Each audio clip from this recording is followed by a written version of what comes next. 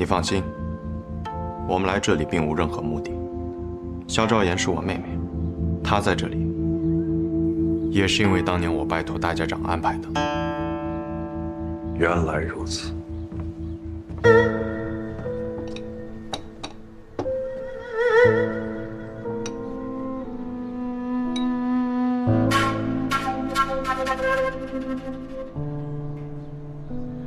那我便不打搅各位了，告辞。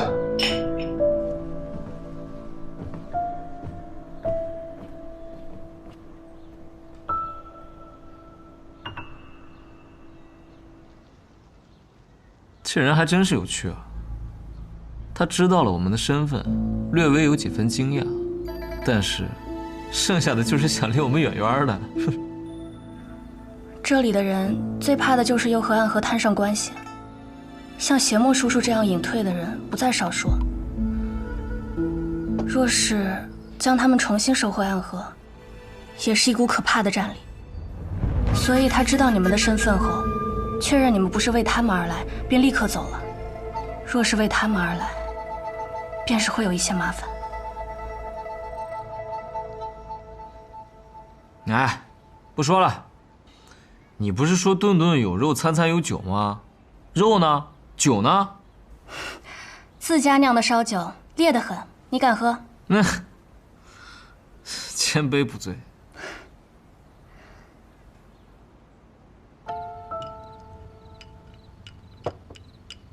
什么千杯不醉啊？才一碗老烧酒就醉倒了。张和有一个神奇的能力，想喝醉时一杯便醉，想清醒时，即便你把整个村子的酒都搬来，那也是千杯不醉。那他今夜为何选择一杯就醉呢？因为他知道，有些话我要和你单独说。什么？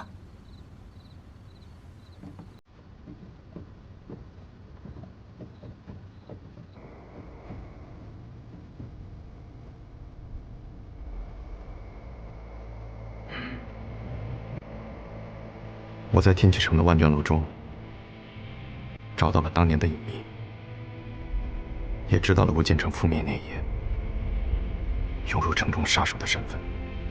是谁？安和。真的是暗河了。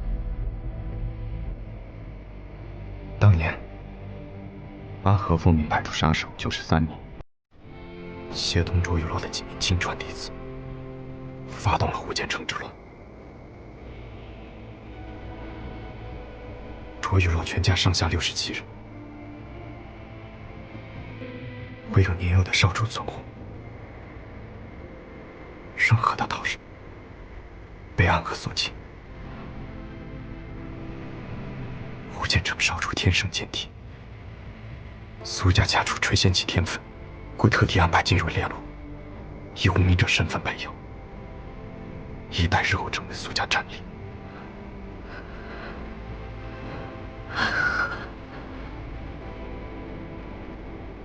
是，我一直寻找的罪魁祸首，原来就是我从小生活的地方。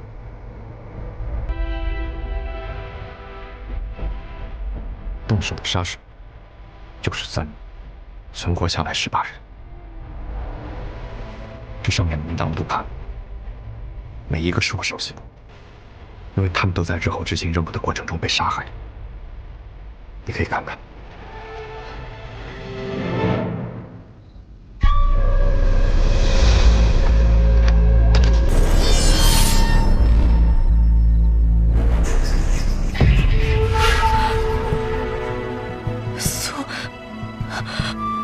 苏邪墨，往下念。苏笑言、谢水桃、穆天泽，这些人你都熟悉吗？这些人全部都在家园里。明白了。宇哥，你要去做什么？我只是去问些问题，你在这里等着我。里面的人若是醒了，那便让他好好待着。宇哥，心，总不能昨日还说这里是家园，今日便把整个村子给屠了。苏千墨住哪儿？村口第3家。好。小姐。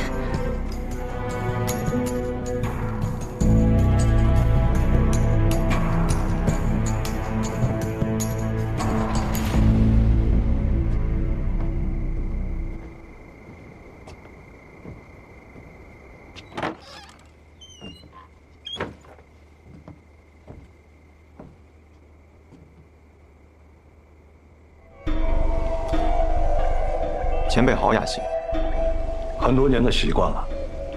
喝上一壶酒，吃上一碟花生米，是我每日唯一快乐、轻松的时光。我理解。今日见你的第一面，我就猜出了你的身份。你和你父亲年轻的时候格外的相像。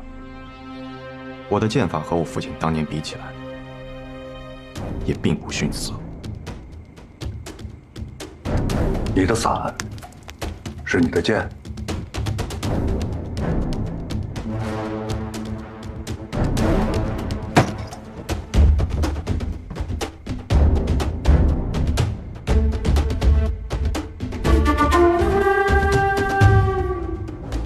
我的伞中藏有18剑。这屋里屋外加起来共18人，刚好1笔剑，取一条你们的命。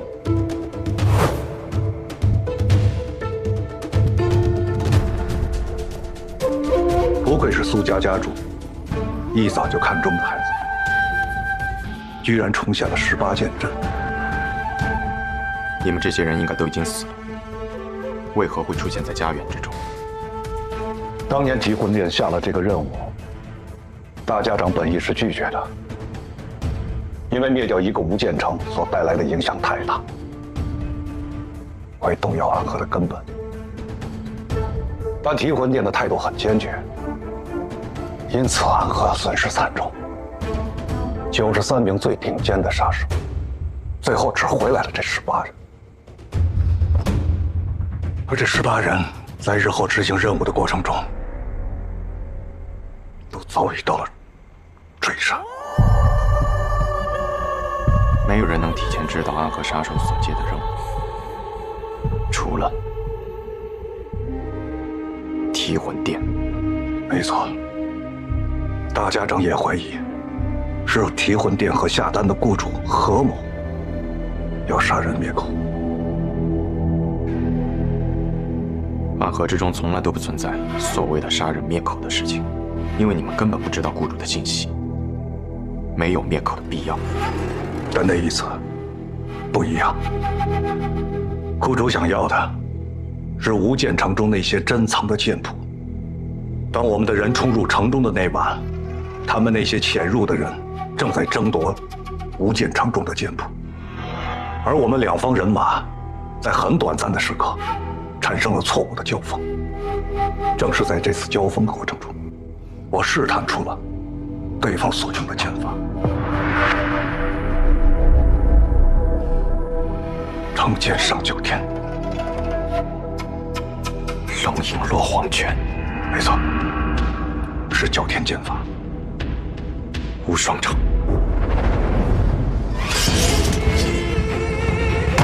莫急。此剑一出，天下无剑。可偏偏号称天下无双的第一武城，赖以成名的也是剑。无双城，这个大海真是令人心寒。为何心寒？因为我的父亲曾称赞过前任无双城城主刘云奇的剑法，对他应有相惜之意。只可惜，苏公子，我知道的都已经告诉你了，但我也有一些话想对你说。我们这些人和你没有任何的情感，也不存在任何的愧疚。安和听令行事，你也是一样。所以，今日若你想复仇，我们必定杀你。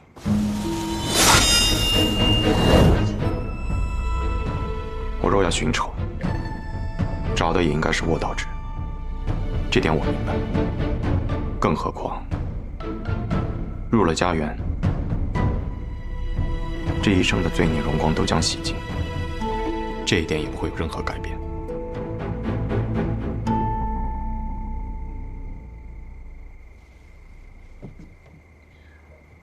苏家主，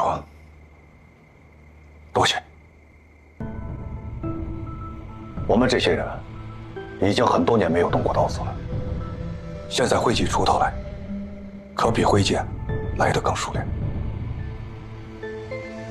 告辞。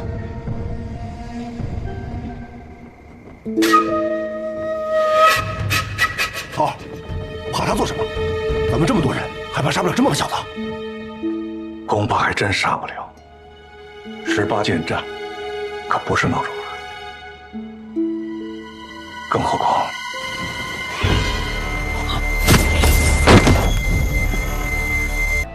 你怎么来了？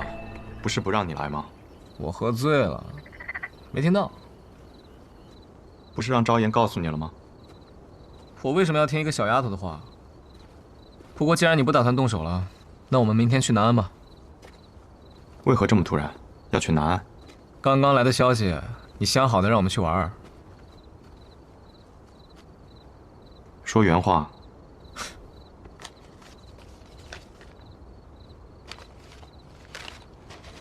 苏兄，见信安。吾近日归南安城，欲重开药庄，目前已有良医看病治人，却缺药童捣药揽客。不知沐雨兄可有闲情来暂带几日？若沐雨兄无空也无关系，但切记别把昌河兄带来。邀请的只有我，哪有我们？你一句话，去还是不去？可去，你也一起去。难道在他们那里你没有得到什么新的有用的消息？你觉得呢？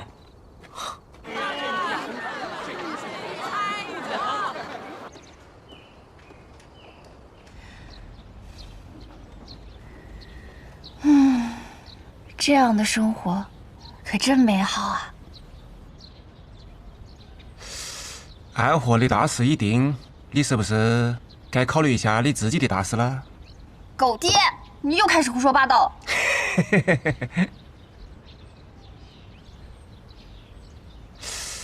我觉得苏沐雨蛮好的啊。安和里面这些人啊，我看他最顺眼。可是我不喜欢他那样的，太轻了，感觉很没趣的样子。可能大多数女孩子会喜欢他那样，看起来温柔，而且长相也很俊秀。但是什么？但是我更喜欢有意思的人，比如苏昌河那样。啊？那可是安和的大家长，要武功有武功，要地位有地位，而且呢，人也很有趣，说的话别具风味，是一个很特别的男人。这个臭小子，你这个臭丫头！哎，狗爹，你去哪儿啊？我不能杀你，你是我的女，但我可以把树上活的狗男仔杀了。你等着啊，我马上回来。他可是安和的大家长，苏沐雨只是一个苏家家主而已。为何狗爹你这么喜欢苏沐雨，对苏昌河却这么抗拒呢？苏昌河那个臭小子啊，功夫是高，但是一肚子的坏水啊！你要是嫁给他，媳妇是小事，怕是一辈子要当寡妇啊！哎，英雄注定是要被你们这些俗人所误解的。我们家昌河呀，那岂是……没想到神医对我居然如此中意啊！不会吧？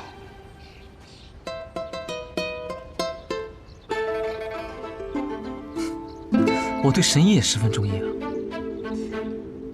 怎么来的人是你呀？那你希望来的人是谁？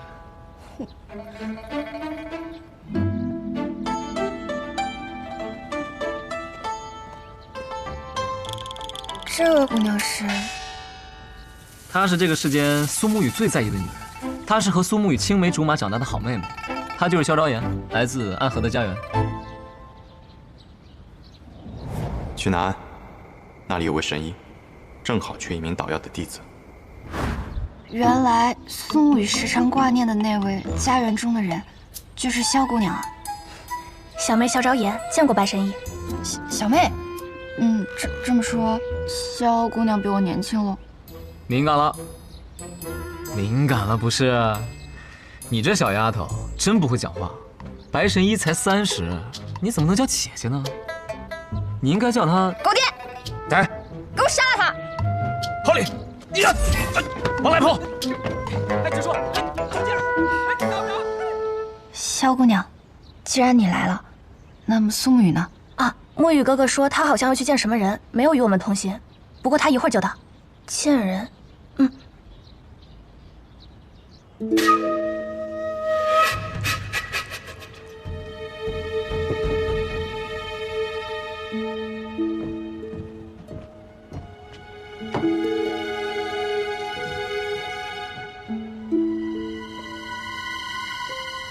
你跟了我一路，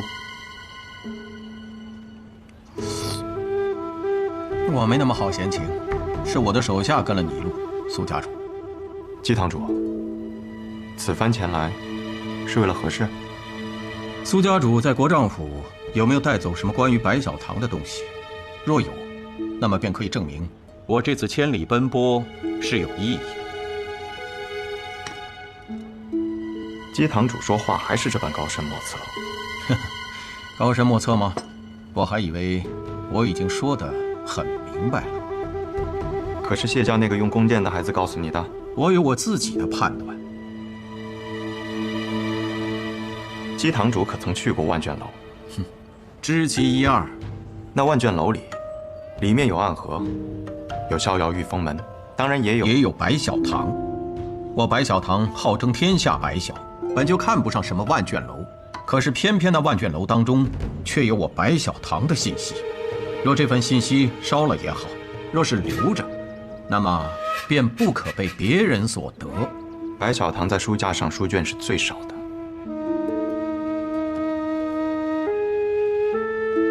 只有这一本，我从万卷楼中取得，并没有看过。苏家主是个聪明人，幸好你我现在还不是对手。若是有朝一日白小棠和暗河成为了敌人，那么苏家主将会是我第一个必须要杀死的人。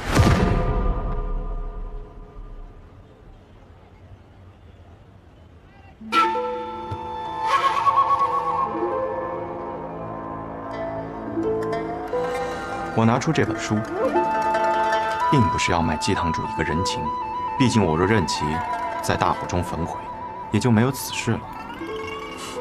我拿出的，是因为我发现藏在格子里的那份信纸，纸张是新的。我曾找白小棠买过消息，白小棠的意思是，那个消息会引起江湖之变，所以不能买。我想请姬堂主看一眼我得到的消息，只需要说一声“真”或是“假”。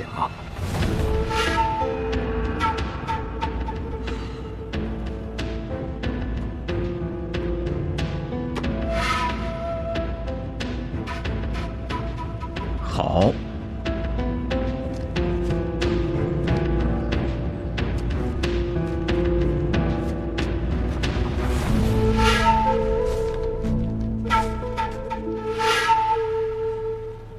真。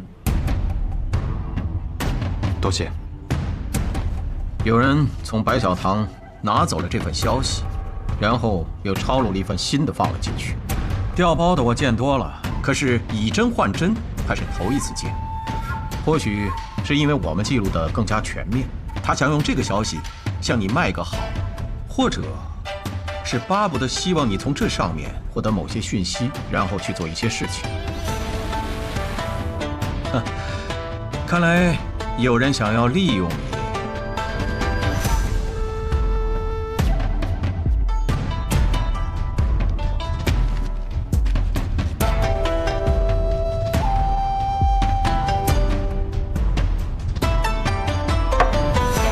此事就不烦姬堂主操心了。哼，算我多嘴。告辞。苏家主，这般急着走？这位斋的桂花糕快开售了，我有一位朋友很喜欢吃。任务结束还能够活着的，要带他回去吗？不必了。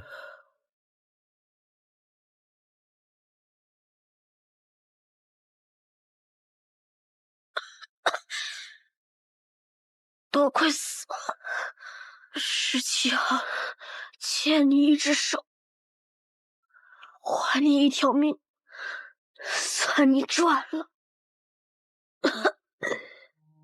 多少暗涌的情绪，不舍的挣脱，漫漫长夜中寻你，挣扎爱痛的17号，你怎么会在这里？我偷听到你们的任务点，私逃出来寻你，我来接你回家。那地方也能算是家吗？有家人等候便是家。你弟弟还在那里？如同宿命随波蜿蜒去着，谁能趟过黑暗的河？哪里会有彼岸穷尽一生，唯一点光，倾尽颜色。辗转悲欢离合，恋恋不舍，思念在夜里醒着，心不由我，情字总无法逃脱。怎么总把自己搞得这么狼狈？反正每次你都会及时出现，我狼狈点儿也没什么问题。鬼哭园的试炼马上要开始了，各家主唤我们回去。这一天终于还是来了。哪里会有彼岸穷尽一生，唯一点光，倾尽颜色。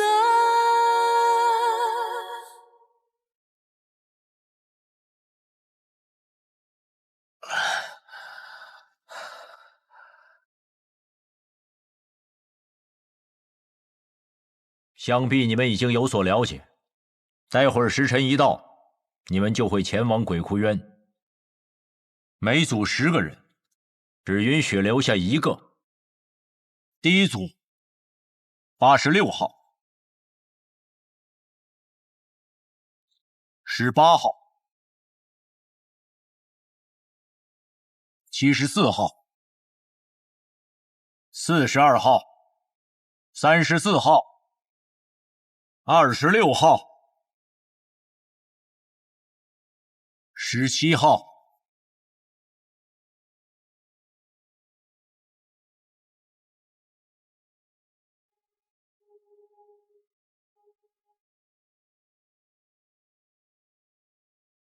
第一组的最后一位，63号。63号。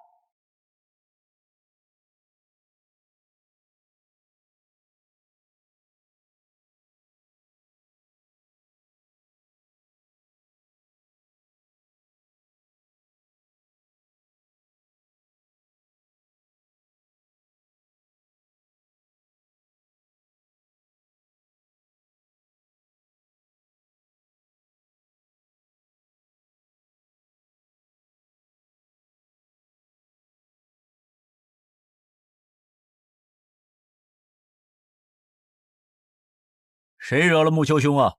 生这么大的气！木子哲，你明知这2人是我苏家属意的，你这般行事，是要与我苏家为敌吗？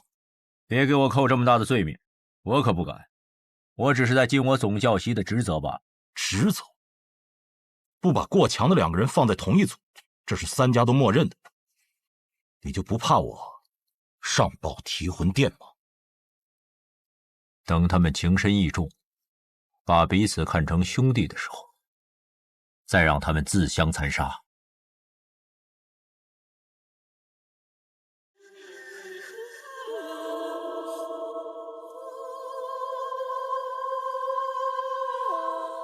活走在一起，不要走散了。看起来也没有办法与你走散了。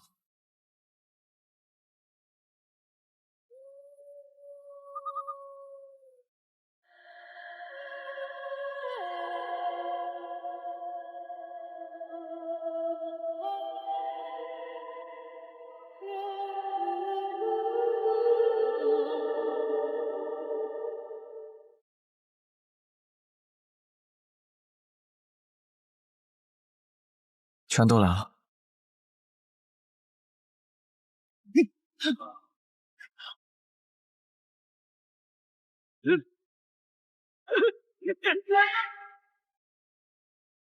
谁都知道你们剑术高超，与其1对1跟你们单打独斗，还不如合力把你们都杀了。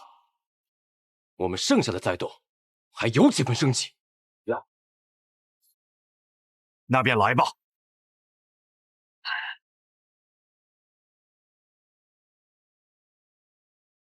八戒之，刀剑合十，攻守戒备，决一切生机。要胜此战，唯有一途，一二入局。我为尔。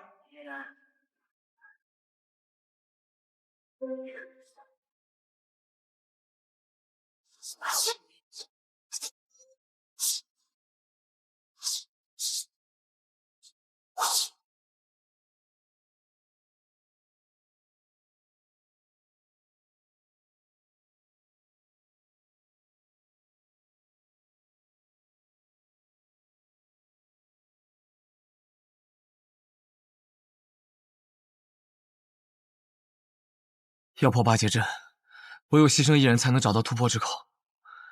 我们2个同时上，算怎么回事？我知道，我来。有生于何下残风冥冥中汹涌。那我走了。回头望云都乱岗，闭上眼月暗之上，谁觉家乡电力长空。等空出世，扭转乾坤。黄雨小子灵根深，走在我脚下，我不寻根。这一生不爱也不恨，经历穿越大河，终身一夜的人满泪痕。你留了珊瑚中身份，请忘记我是谁，因我也是我们。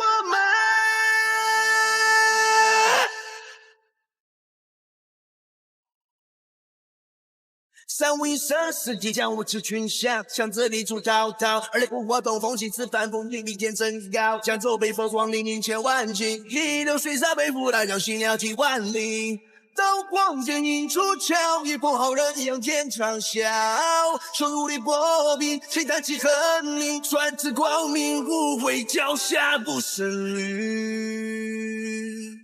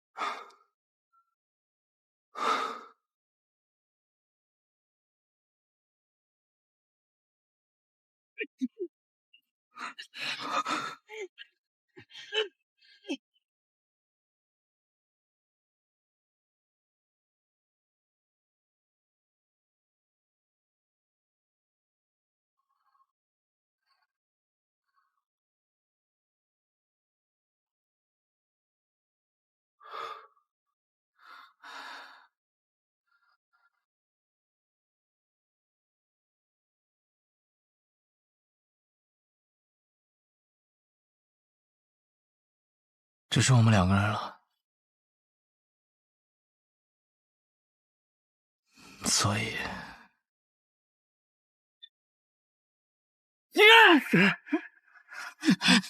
你疯了吗？你这疯子，停下来！我跟你说过，你的恩情，我迟早会还的。我不需要你还，你此前替我做点灯童子的时候已是还了。暗河的规矩，10个人只有1个人能走出鬼窟园，成为3家之人。你若不成我的情，我们2个人都得死。一定会有办法的。我去和他们说，他们享有最顶尖的资格，而我们俩是他们这些年里遇到最好的种子，他们不会愿意就这么失去我们的。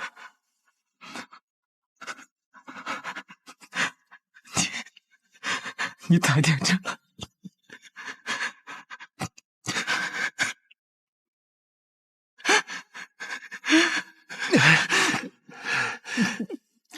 你把手放开！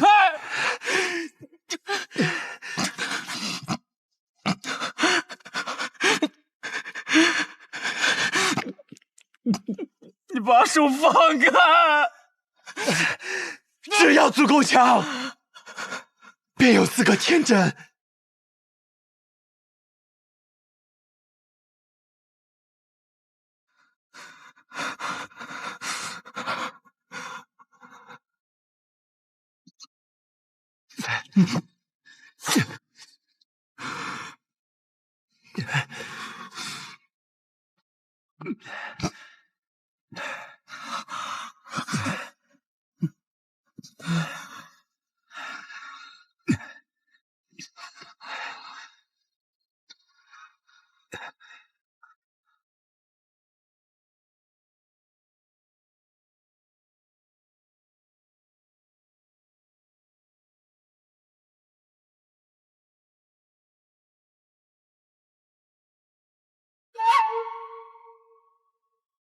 谁醒了？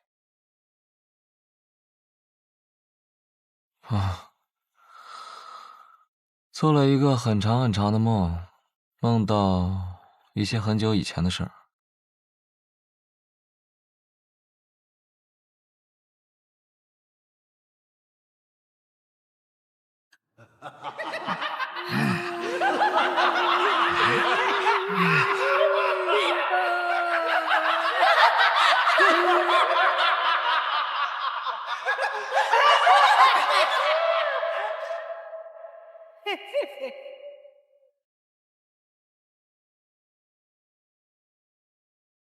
邪魔外道，勿近勿深。我们是邪魔外道，难道你们要救邪魔外道？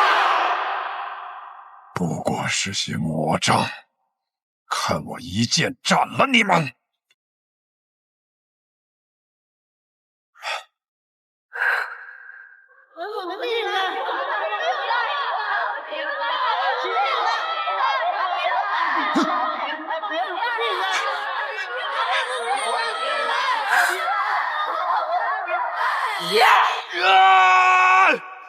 不好！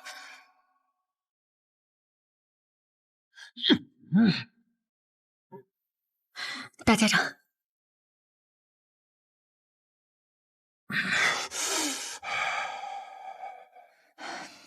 人在虚弱时，邪气便会找机会侵染人的身子，做噩梦是正常的事。大家长不必担心。大家长可还安好？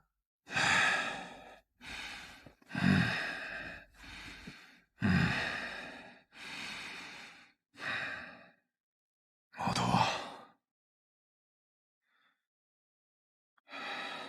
是。神医啊，你此生救过多少人？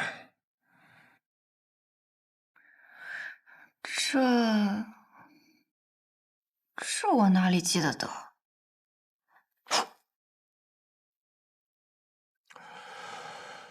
加上唐二老爷，我此生杀过832人，很多人我甚至不记得他们是谁，但心底里总会有一个声音告诉我，那是我杀过的人。其实我不怕这样的梦。当他们出现的时候，我会拿起手边的剑，将他们斩杀得一干二净。我既然杀得了他们一次，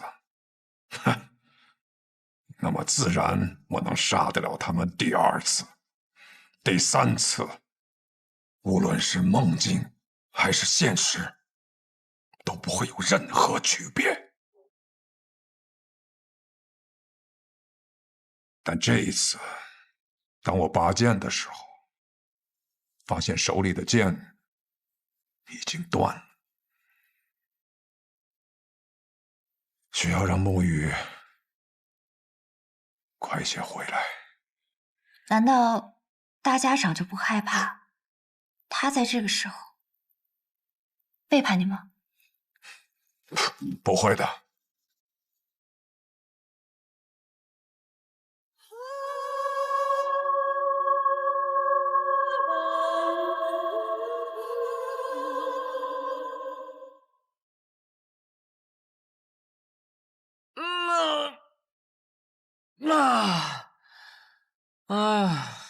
哎呀，坐了许久的马车，累了。小长河，你这个样子能追到鹰，你到底是什么安排啊？追得上。大家长此行北上，无非就是想拖延时间，按照他的手段。老爷子有没有事儿我不确定，但是我们这一批跑腿的，定是要被他清算。所以在我这儿，大家长必须死。然后呢？我对于苏沐雨的安排应当已经到了，让他见见几个故人，拖延一下他追上大家长的时间。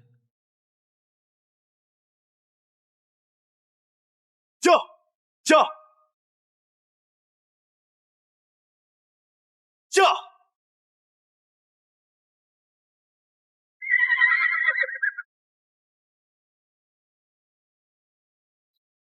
昌黎，宇哥，好久不见了。昌河派你来的？啊，是大哥让我来的。他说让我拦住你，实在不行就哭到你心软。他是不是觉得我不会杀你？他自以为能猜透我的心，可我杀过这么多人，我也有无法控制住自己杀心的时候。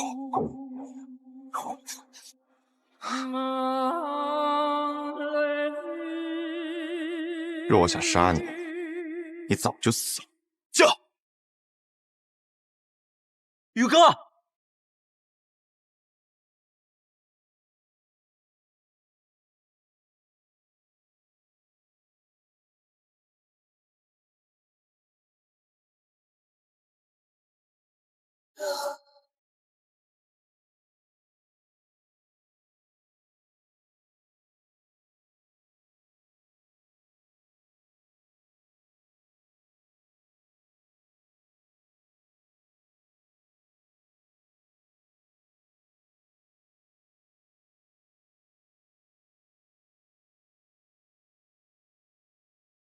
老师，你口中的老师这2个字，放在我的身上，我可不敢当。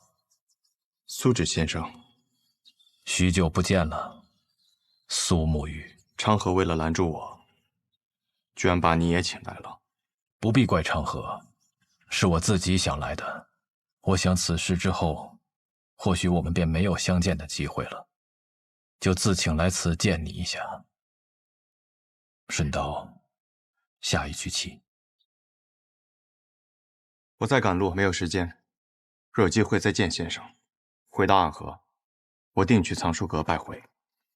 若我没有做到让你下完这局棋，昌河或许会杀了我。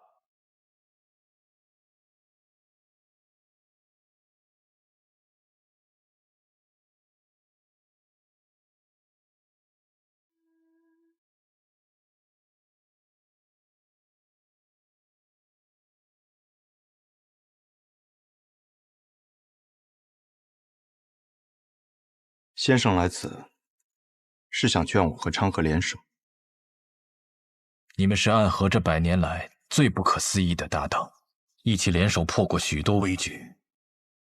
这一次，我相信你们一样可以做到。我听昌河说，4年前你们做过一个决定，他当上苏家家主，你当上大家长，成为执掌暗河的新主人。那他有没有说过？我并没有回答他的决定。大家长他值得你这样做吗？这个问题的答案重要吗？墨雨，当你用一个问题来回答另一个问题的时候，就代表你的内心并不坚固。可这问题没有答案，只有选择。我在苏家待了将近10年，昌河与我更是从同一座炼炉当中走出来的师兄弟。准确的说，我们都是家人。昌河那样的人，可不会把老爷子他们当作家人，他只是把你当作家人。可如今我是魁，我的父亲曾教过我，承诺是比生命更重要的东西。先生您也说过，没了承诺，收了钱的刺客便会因为更多的钱而转头去杀自己的主顾，那么到最后秩序变乱了，刺客便没有存在的理由，暗河也没有存在的必要。你很聪明，但有时候太过于执拗了。已经沦为杀人的棋子，若心中还不存在点执拗，那么活着也像是死了。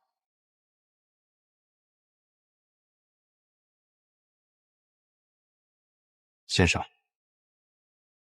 你败了，告辞。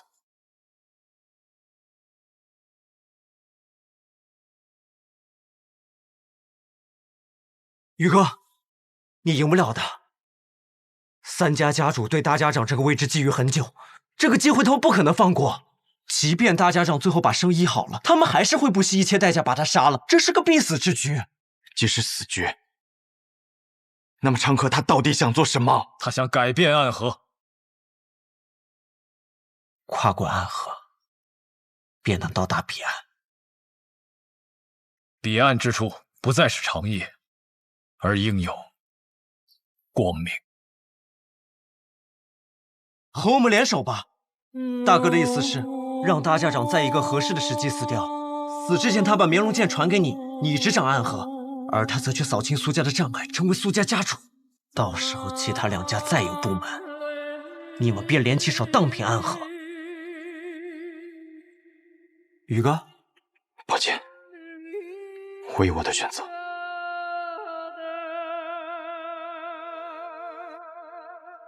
大哥说了，若你拒绝，那他就自己当这个3家之主，到时候不管谁挡在他面前，他都会杀死，包括你，他这一生最好的朋友。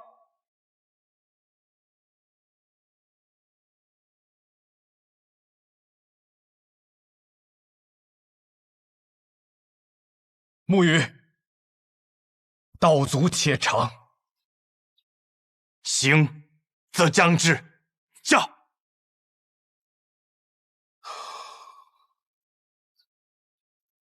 先中毒再解毒，以身试毒。倒是有种不疯魔不成活的意思。只是我不太明白，为了几张银票，神医愿意为我以身试毒？自然是不愿意啊，我又不傻。不过我有一个办法，既能感同身受的了解大家长体内的毒，但同时又不会死。什么办法？移魂大法。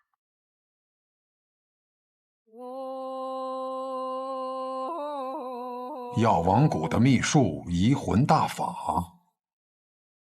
若是一旦对某人施用此法，就能和他无感共识，他的过往和此刻的想法都无法逃脱施用者的眼睛。若是遇到意志薄弱者，甚至能彻底占据他的意识。我初听到此门功法，还曾感慨，这哪里是医术，分明是邪术。确实，医者行医，治的是人身体里的毛病，而移魂大法却能治人心病。不过我这次对大家长施用移魂大法，为的是彻底去除你体内的毒。至于大家长你心里想的那些嘛，我可以试着不去看。若是一旦施用移魂大法，那我的性命自然是全在我白鹤怀的掌控之中了。届时只要我想，可以随时杀死大家长。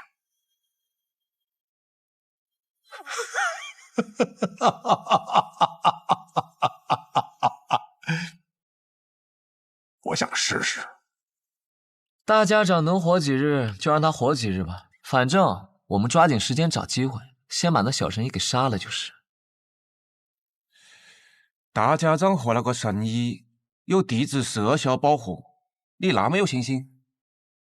哎呀，我派人传了封信，去向了北面那座皇城，里面有一个人出身唐门赫赫有名，是唐二老爷最亲近的弟子。九江琵琶亭内3道暗器震惊天下，是可以与司空长风、百里东君等人齐名的高手。唐灵月，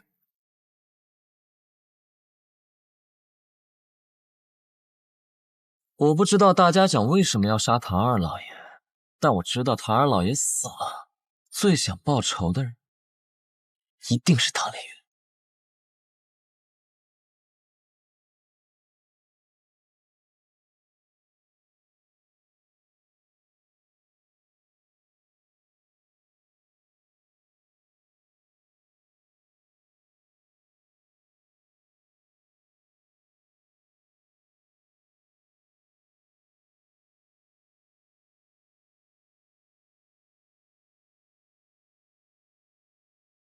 护送大家长离开，快！是。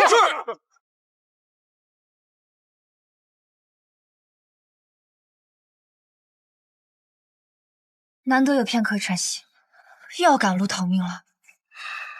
等你治好我，便无人敢来了。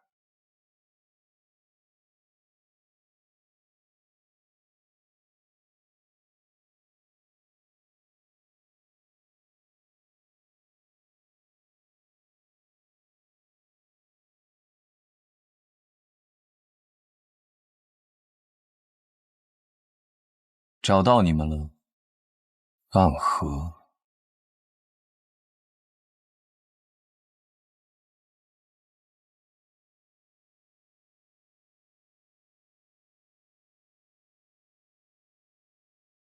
龙须珍，你是唐门的人？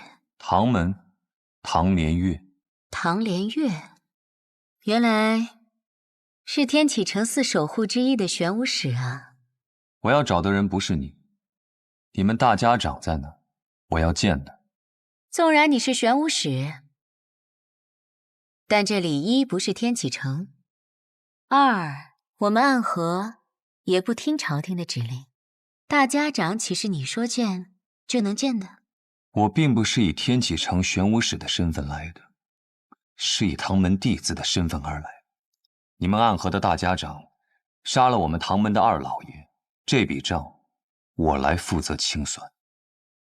这个消息玄武使是怎么知道的？如果是子虚乌有的事儿，那该如何呢？想必你们大家长早就走了，留你在此处断后，与我说这么多，不过是想拖延时间罢了。想走？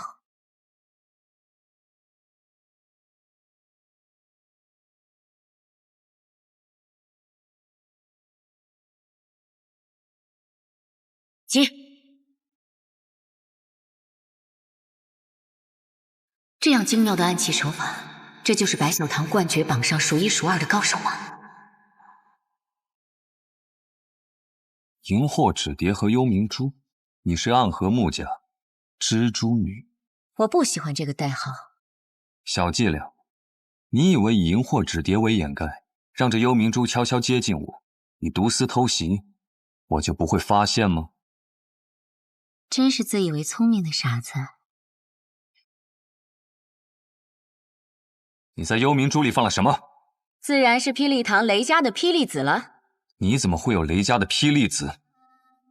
早年执行任务路过霹雳堂，很多雷家的少年郎都曾拜倒在我的石榴裙下，当然是他们双手奉上来讨我欢心的。不过，我跟你说这些做什么？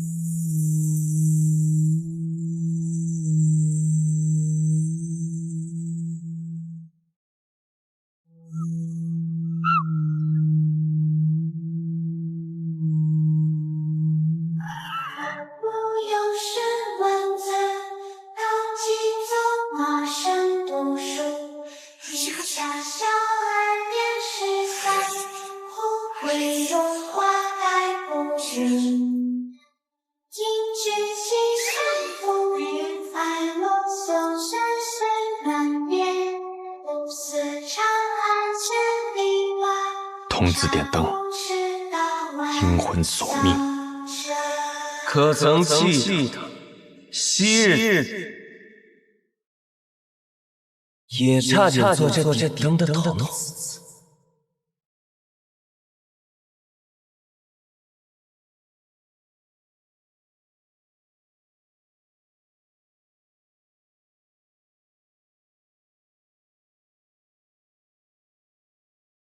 穆家穆英真，你敢与我动手，是想叛离暗河吗？是吗？可我得到的消息是你暗算大家长，意图谋反。我来此杀你，是奉家族之命，救出大家长。看来穆家还真是一片忠心啊。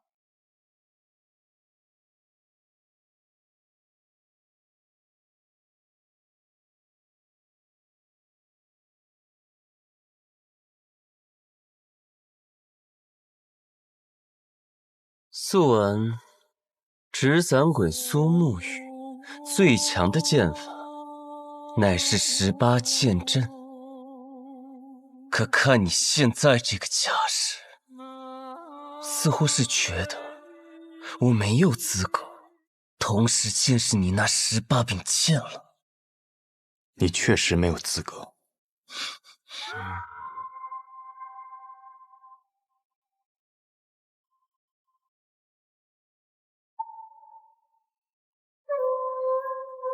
当年本该是你去的，可苏昌河代替你做了这点灯的少爷。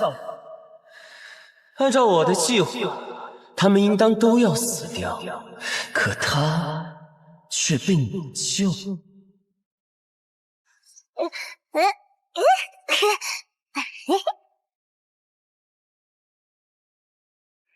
我想我明白为何他要替你。如果当年点灯的人是你，你必死无疑。实在没想到，苏家赫赫有名的纸伞鬼，从尸体遍地的炼炉中爬出来的无名者，如今的朱影首领魁，居然是一个心存善念的人，舍不得对孩子下手。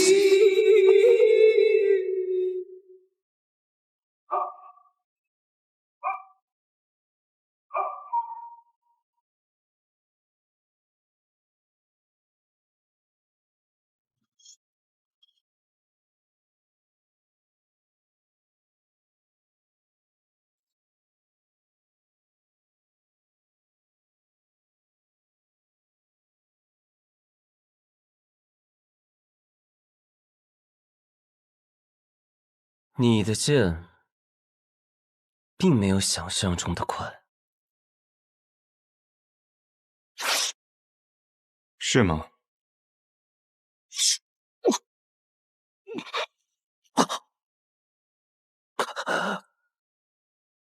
不可能！我明明挡下了那一剑。这世间我想杀死的人不多，但可惜，你便是其中之一。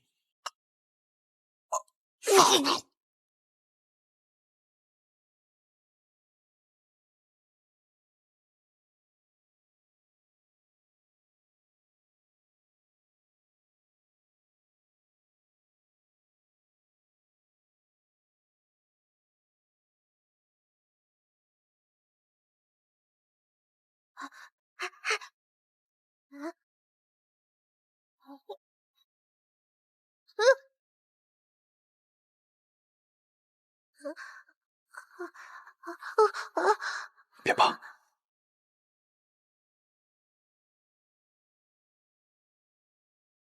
先找个地方和你的同伴们躲起来。这场纷争怕是要持续很久。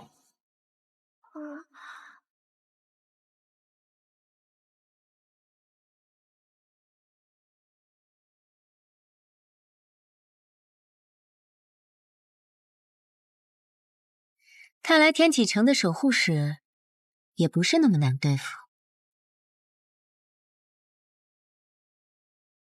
我们唐门并不怕雷家堡，所以我也不怕你的霹雳子。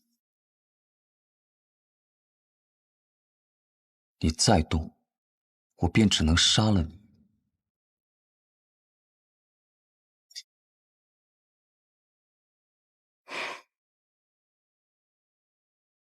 听说玄武使的指尖刃上沾过一位王爷的血，怎么现在杀起人来却这般犹犹豫豫的？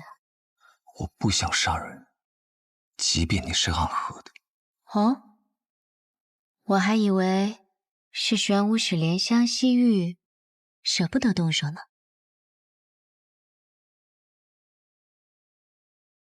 傻瓜。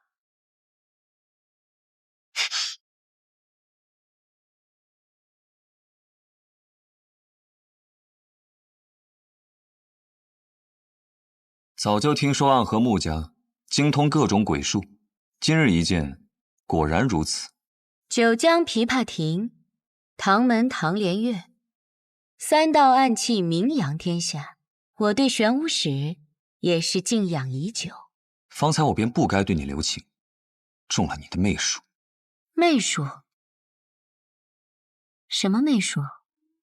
你既知道我在九江琵琶亭内以3道暗器名扬天下，那么你知不知道这3道暗器是哪3道？坊间倒是有传说，3道暗器都是你自创的。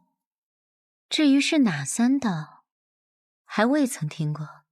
不必听过，你马上就要见到。别乱动，再动，我的那些蜘蛛就要将你吐成一个冰人了。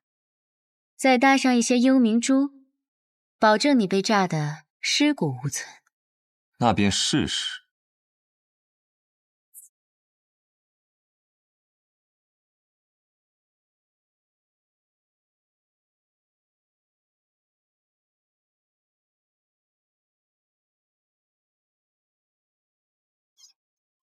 这便是当年那3道暗器中的第1道，剑道精明。